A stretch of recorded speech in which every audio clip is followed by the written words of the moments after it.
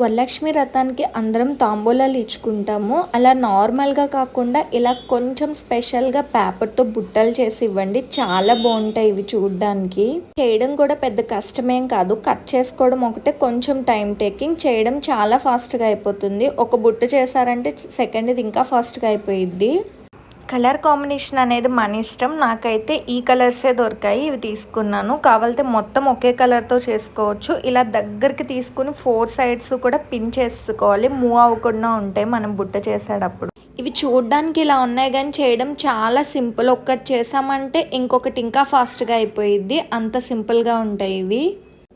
ఇంకా మీ దగ్గర కోకోనట్ లీఫ్లు ఉంటే కనుక వాటితోటే చేసుకోండి. కొబ్బరాకులతో చాలా బాగుంటుంది బుట్ట. ఇంట్లో కిచెన్లో కూడా మనం యూజ్ చేసుకోవచ్చు వాటిని. తాంబూలం అనేది జాకెట్ పీస్లో కూడా పెట్టి ఇచ్చేసేయచ్చు. కానీ కొంచెం స్పెషల్గా కావాలి అని అనుకునే వాళ్ళు ఇలా చేసుకోండి. సింపుల్గా అయిపోయిద్ది, చాలా బాగుంటుంది చూడడానికి బుట్ట క్యూట్గా. మనం తాంబూలంలో పెట్టే ఐటమ్స్ బట్టి సైజ్ చేసుకోవాలి. 6 చేసుకోవచ్చు, 8 చేసుకోవచ్చు, 11 చేసుకోవచ్చు.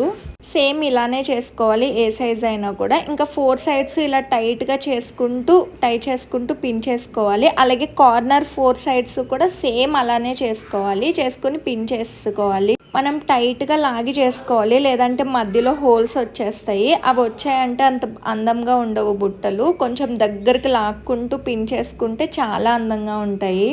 నేనైతే 7 చేసుకున్నాను. నాకు ఒక 4 అవర్స్ పట్టింది. వీడియో నచ్చితే లైక్ చేయండి, సబ్స్క్రైబ్ చేయండి. Thank you.